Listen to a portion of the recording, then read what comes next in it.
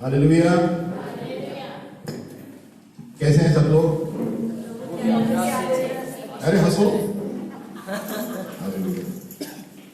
आज एक बहुत अच्छा दिन है, सुहावना दिन है।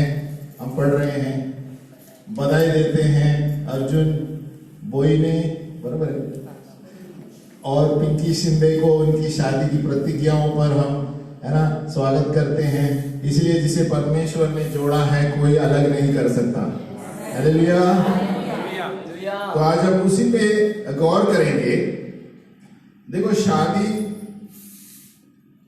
उत्पत्ति से शुरू होती है और प्रकाशित वाक्य में भी शादी से अंत होती है, लेकिन दो अलग शादियां हैं। हालेलुया। उत्पत्ति में शुरू हुआ हवा और आदम, दोनों एक तन हो गए। हालेलुया। लेकिन प्रकाशित में वही व्यक्ति नहीं है। प्रकाशित वाक्य में प्रभु यीशु राजा दूल्हा बनकर आएगा। हालेलुया। तो दोनों में फर्क है। तो हमें ध्यान उस शादी पे नहीं देना है जो धरती पे होती है। भले शादी हुई है, अच्छी बात है, अच्छी बात है। प्रभु ने, है ना, पुरुष स्त्री को बनाया एक होने के लिए, ताकि वो परमेश्वर की सेवकाई करेंगे। हालेलुया। लेकिन मेन मुद्दा ये है कि हमें जो दूल्हा आने वाला है, कौन है दूल्हा? यहां पर दूल्हा अर्जुन बैठा है। हालेलुया। और दुल्हन पिंकी। लेकिन जब अंत के दिन प्रभु का पुनरागमन होगा, उस दिन दूल्हा राजा आएगा अपनी दुल्हन को लेने। दुल्हन किधर है? कौन? सुनाई नहीं है? कौन? हाँ, ये सब मालूम है प्रभु। हालेलुया। तो ये धरती के जो दिन है ये तात्पर्य है। तो हम गौर किस पे करना चाहिए कि राजा यीशु दूल्हा बनकर आएगा अपनी दुल्हन को लेने। तो आज मेरा मुद्दा ये है कि जब हम दोनों एक होंगे तो परमेश्वर की सेवकाई में चालू होंगे। हालेलुया। और परमेश्वर कौन सी कलीसिया के लिए आ रहा है?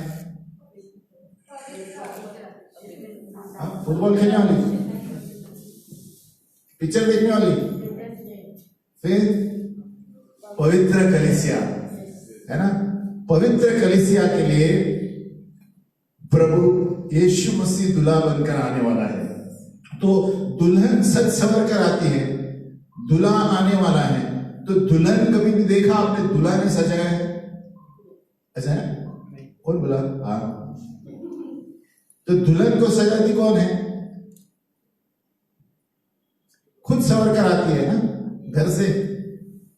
हालेलुया। तो दुल्हन खुद संवर कर आती है। तो अभी दुल्हन कौन है? कलीसिया है। तो कलीसिया को कैसे संवरना है? पवित्रता में। हालेलुया। तो प्रभु ने, पौलुस ने एफिसियों के पत्रिका में 5:25 में दिया है, पति पत्नी के बारे में दिया है, लेकिन अंत में बोलता है मैं कलीसिया के बारे में बात कर रहा हूं।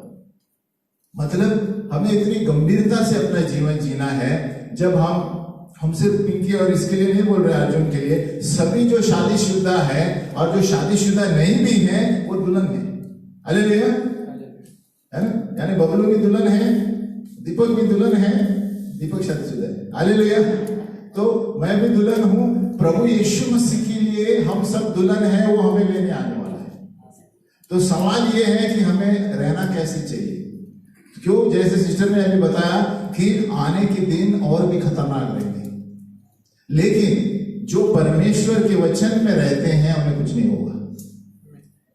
उधर ही सवाल वहां पर है ना। तो आज से इनका नया दिन है ना, दूल्हा दुल्हन।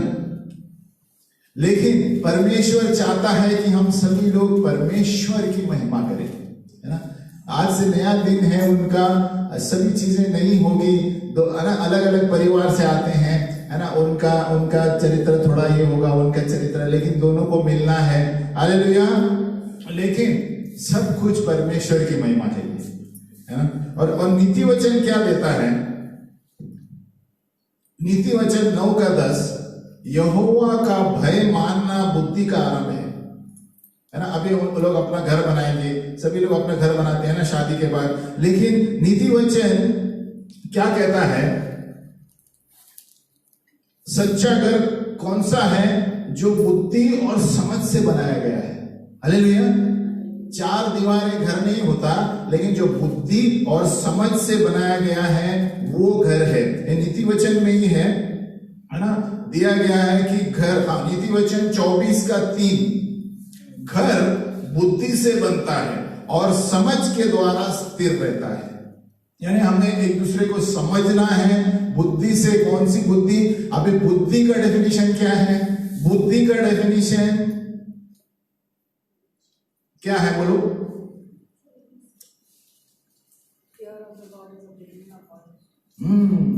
नीति वचन 9:10, यहोवा का भय मानना बुद्धि का आरंभ है ना, और परम पवित्र ईश्वर को जानना ही समझ है। तो बुद्धि और समझ और घर दोनों किधर होना चाहिए? परमेश्वर के द्वारा। और तभी ही घर बनेगा, और तभी हम लोग, सारे लोग, हम के लिए नहीं बोल रहे, सारे लोग परमेश्वर की महिमा करेंगे। जितने भी पति पत्नियां हैं, जितने भी कुंवारे भी हैं, कुंवारी हैं, सभी लोग प्रभु यीशु की दुल्हन है, याद रखो। और प्रभु यीशु मसीह सिर्फ शादीशुदा वालों को लेने नहीं आने वाला है। प्रभु यीशु मसीह पूरी एक कलीसिया के लिए आने वाला है, पूरी संसार की कलीसिया। हालेलुया, है ना। एक कलीसिया के लिए नहीं, शेकाना ग्लोरी मिनिस्ट्रीज या एक कलीसिया के लिए नहीं, प्रभु यीशु मसीह एक घर कलीसिया के लिए नहीं, पूरे संसार प्रभु के लिए एक कलीसिया है। हालेलुया। तो क्या कहता है पवित्र वचन कि यहोवा का भय मानना बुद्धि है। तो बुद्धि और समझ से घर बनेगा, तभी घर कामयाब होगा, है ना। नीति वचन 11:30 कहता है, धार्मिकता का फल एक जीवन का झाड़ है। और सबसे मुख्य बात है अपने जीवन में, बाजू वाले के बोलो, सबसे मुख्य बात है, अब ये साइड देख के बोलो, सबसे बड़ा मुद्दा है, अभी पीछे देख के बोलो, सबसे बड़ा मुद्दा है, अभी ऊपर देख के बोलो, सबसे बड़ा मुद्दा है। सबको बोलना चाहिए, क्या है? नीति वचन 11:30 लिख लो। नीति वचन 11:30, धर्मी का प्रतिफल जीवन का वृक्ष होता है और बुद्धिमान मनुष्य लोगों के आत्मा को मोह लेता है। यानी सबसे बड़ा मुद्दा है आत्माओं को जीतना। हालेलुया। तो हमारे जीवन में, बाजू वाले के बोलो, सबसे बड़ा मुद्दा आत्माओं को जीतना है।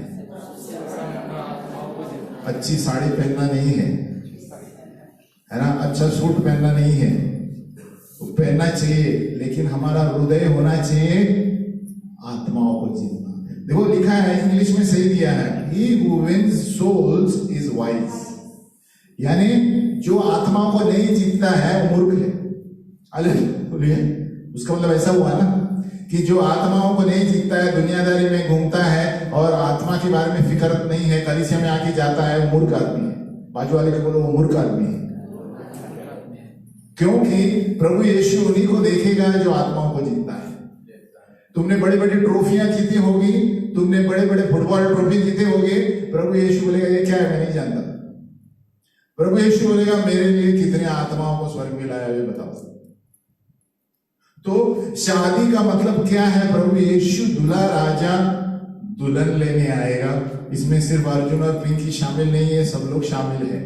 तो हम लोग भी दुल्हन है। तो जितनी बार मैं शादी के लिए ना प्रतिज्ञा पढ़ता हूँ, वही याद आता है मुझे कि हम दुल्हन है। हालेलुया। कि वो याद रखना चाहिए, हम दुल्हन है और हमारा जीवन कैसे जीते हैं वो महत्वपूर्ण है। तो सबसे मुख्य मुद्दा है कि आत्माओं को जीतना। हालेलुया। तो अर्जुन पिंकी को बोलो, आत्माओं को जीतना है। पिंकू भी अर्जुन को बोलो, आत्माओं को। हालेलुया। और देखो बाद में कैसे प्रभु दूसरे चीजों में आशीष करता है ना। आमीन। तो और क्या है? प्रभु यीशु मसीह दुल्हन को लेने आने वाला है। प्रकाशित 21:9 है। और वो ऐसी कलीसिया के लिए आ रहा है जो बिना कलंक और निर्दोष है। हालेलुया। तो हम कभी भी देखना चाहिए कि हम किस तरह का जीवन जी रहे हैं। हम दूसरों पे आरोप नहीं लगाना चाहिए कि हम किस तरह का जीवन जी रहे हैं। एफिसियों 5:25 पढ़ रहा हूं, हे पतियों बोलो हे पतियों। तो कौन बोल रहा है? पत्नी बोल रही है अभी। हे पतियों, अपनी अपनी पत्नी से प्रेम रखो जैसा मसीह ने कलीसिया से प्रेम किया है। हालेलुया। 26 कि उसको वचन के द्वारा जल के स्नान से शुद्ध करके पवित्र बनाए। 27 और उसे एक ऐसी तेजस्वी कलीसिया बनाकर अपने पास खड़ी करे जिसमें न कलंक, न झुर्री, न कोई ऐसी वस्तु हो, वरन पवित्र और निर्दोष हो। 28 इसी प्रकार उचित है कि पति अपनी अपनी पत्नी से अपनी देह के समान प्रेम रखे, और अपनी पत्नी से प्रेम रखता है जो वह अपने आप से प्रेम रखता है। 29 क्योंकि किसी ने कभी अपने शरीर से बैर नहीं रखा, वरन उसका पालन पोषण करता है, जैसा मसीह भी कलीसिया के साथ करता है। यानी हमें पालन पोषण, हमारा जीवन ऐसा होना चाहिए जैसे प्रभु यीशु हमें देख रहा है। इस संसार में हम दुल्हा दुल्हन रहेंगे, लेकिन हमारा जीवन निष्कलंक, बिना झुर्री के। झुर्री का मतलब क्या है? व्रिंकल। अच्छा, मुंबई में कभी कभी हिंदी, इधर की हिंदी। हालेलुया। इस कारण दिया है 31 में, मनुष्य माता पिता को छोड़कर अपनी पत्नी से मिला रहेगा और वे दोनों एक तन होंगे, है ना। वो जब एक तन होंगे, दूसरा कोई इंटरफेयर नहीं कर सकता है। हालेलुया। क्योंकि परमेश्वर ने बनाया है। किसने बनाया है? इसलिए शुरुआत से आदम हुआ जो बोला, वहां भी लिखा है कि वो दोनों एक तन हो गए, है ना। इसलिए बोलते हैं वो माँ बाप को क्या लिखता है? माता पिता को छोड़कर कोई भी इंटरफेयर नहीं करेगा, पत्नी से मिलेगा और वे दोनों एक तन होंगे। 32 यह भेद तो बड़ा है, पर मैं मसीह और कलीसिया के विषय में कह रहा हूं, पौलुस बोलता है। तो कलीसिया और यीशु मसीह, पति और पत्नी दोनों संबंध, है ना, संबंध में है। यानी हमें उस तरह जीवन जीना चाहिए जिस तरह प्रभु यीशु मसीह ने हमारे लिए किया, पति ने भी और पत्नी ने भी। और पत्नी के लिए क्या है?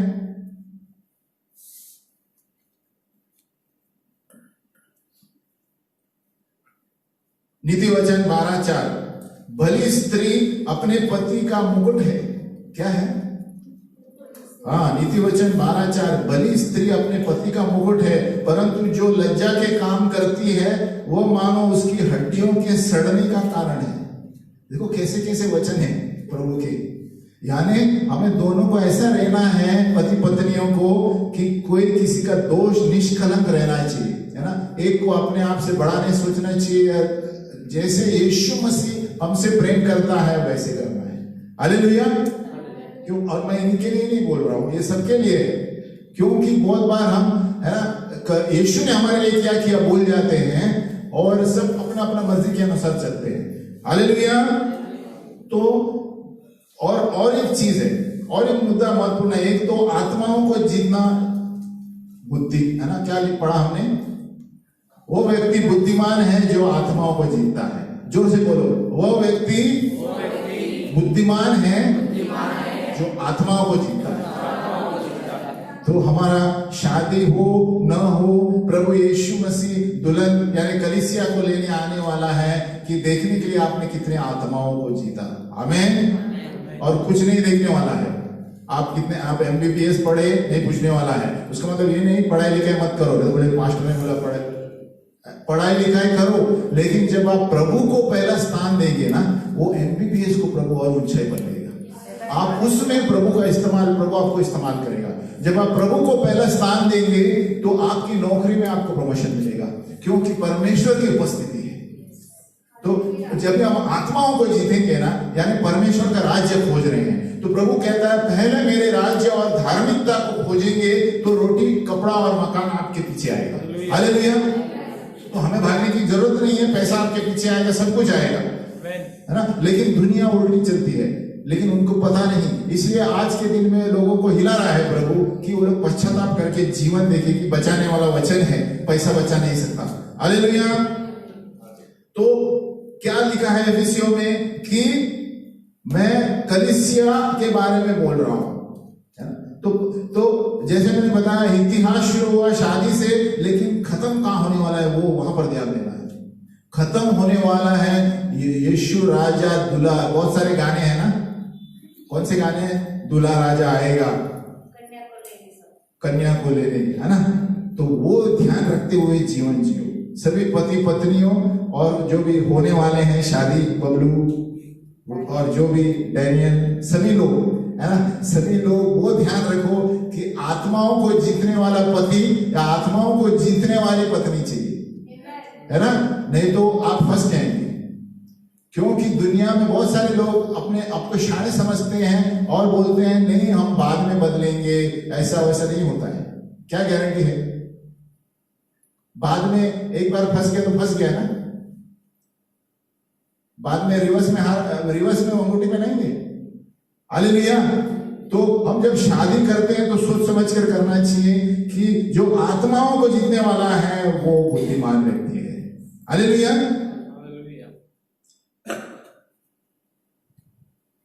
और शादी जो है धरती पे कुछ मकसद के लिए है। जैसे जो भी दुल्हन भी है उसके लिए भी है। उत्पत्ति 2:18 और 21 और 23, है ना? परमेश्वर ने मनुष्य को बनाया, परमेश्वर ने उत्पत्ति 2:18 मनुष्य को बनाया और थोड़ा देर शांत रहा।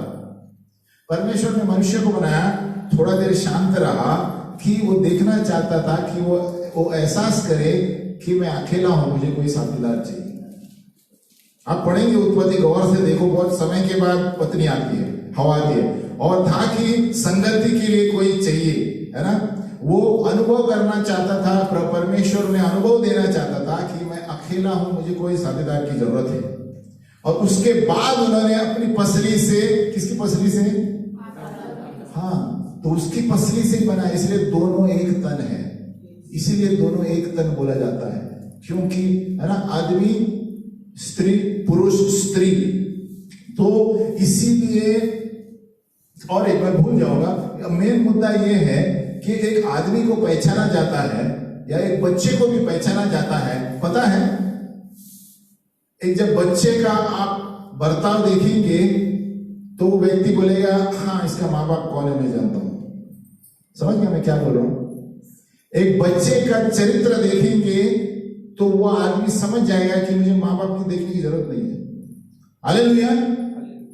उसी तरह जब एक व्यक्ति पत्नी को देखेगा कलीसिया में तो वो बोलेगा आपका पति कैसा है मैं जानता हूं। हालेलुया। समझ में आया मैं क्या बोल रहा हूं? कि हमारे चरित्र को देखकर पहचान में आएगा कि इसकी पत्नी कैसी है और पति कैसा है। हालेलुया। मैंने कहने का मतलब ये है कि हमारा जीवन इतना पवित्र होना चाहिए कि जब दूसरे लोग देखेंगे वो बोलेंगे अरे बाबा आपको देखा तो जान गए आपके पति कैसे हैं। हालेलुया। या पति को बोलेंगे आपको देखा तो जान गए आपकी पत्नी कैसी होगी। हालेलुया। अब बच्चे को देखते हैं तो हम जानते हैं अरे बाप रे ये ऐसा है तो माँ बाप क्या होंगे। समझ में आया मैं क्या बोल रहा हूं? परवरिश। तो जहां जड़ से हम आएंगे वो चरित्र देखेंगे तो बाहर का जो संसार वाला व्यक्ति बोलेगा अरे ये कोई अलग ही है भाई, इसकी पत्नी ऐसी है तो पति कैसा होगा। बहुत बड़ी बात है ना? और वो बच्चे को देखेंगे बोले अरे इनके बच्चे इतने शिस्त है तो माँ बाप कैसे होंगे। हालेलुया। तो हम उदाहरण बन रहना चाहिए, हम एक उदाहरण रहना चाहिए संसार में। अरे ये तो कुछ अलग लोग हैं, ये बाजू में जो रहते हैं ना कुछ अलग इनका बर्ताव है, दूसरे संसार वालों की तरह नहीं करते, है ना? ऐसा होना चाहिए हमारी गवाही।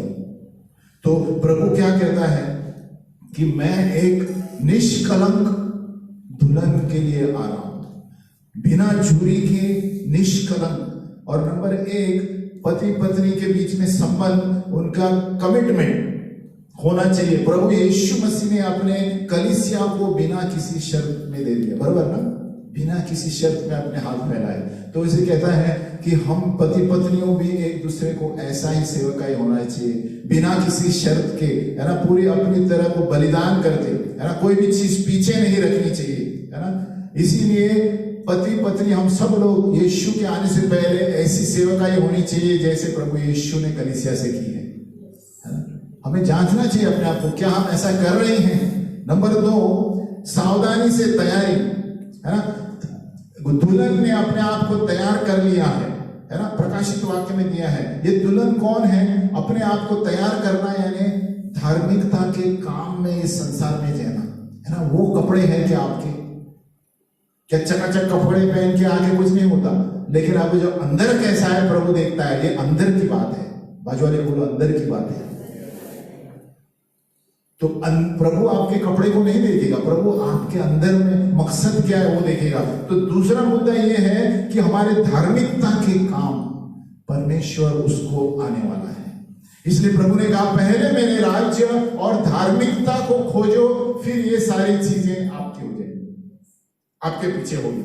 यानी जैसे हम उसकी आज्ञा का पालन करेंगे, हमारे वस्त्र सफेद रहेंगे, है ना। प्रकाशित वाक्य आप पढ़ेंगे 21 का घर में जाके पढ़ो, बहुत समझ जाएगा उसमें कि उनको प्रभु ने वस्त्र पहनाया है, धार्मिकता के वस्त्र यानी पवित्रता के वस्त्र। और इंग्लिश में डिकायोमा है, यानी धार्मिकता कार्य में, है ना। दो चीजें है, डकायो सुने हैं धार्मिकता जो यीशु मसीह ने मुंह से अपने लिए किया, है ना। यीशु मसीह हमारे लिए धार्मिक बना, लेकिन डिकायोमा है जो धार्मिकता एक्शन में है। बोलो धार्मिकता एक्शन में, और डिकायोमा कहते हैं यूनानी भाषा में। तो उसका मतलब है वो प्रभु देखना चाहता है हमारे धार्मिकता की काम क्या है। तुम विश्वासी हो, तुम्हारे कार्य में देखना चाहता हूं। तुम विश्वासी हो तो तुमने क्या किया है, जीवन में क्या किया, कितने आत्माओं को बचाया, कितने गरीबों को क्या किया, कितने को सहायता दी, कितने को सुसमाचार दिया, है ना।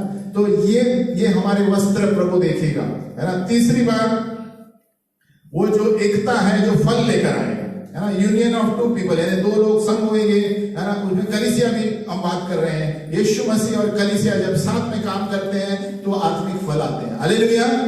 आत्मा के फल सबको पता है। उसी तरह जब जीवन में दोनों एक होंगे तो नया जीवन भी आएगा, है ना। नया जीवन आएगा धार्मिकता के काम के लिए। हालेलुया। लेकिन इन सब में पौलुस एक ही बात कहता है कि हम समय सबको प्रभु के स्वरूप में बनाए गए हैं। अगर जो उसके स्वरूप में बनाए गए हैं तो दूल्हा राजा हमें दुल्हन की तरह ये देखने लेकर जाएगा। हम दुल्हन सज सवर के हैं क्या? जिस तरह दुल्हन सवर के आती है वैसे ही मेरी कलीसिया सजी सवारी है क्या?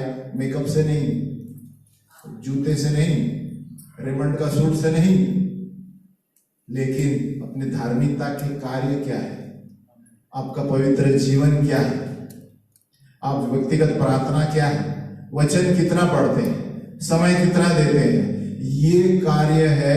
ये वस्त्र देखने के लिए प्रभु वही कलीसिया को लेकर जाएगा। हालेलुया। जो बिना कलंक बिना चूरी का, क्योंकि परमेश्वर की महिमा उसी व्यक्ति में दिखाई जाएगी।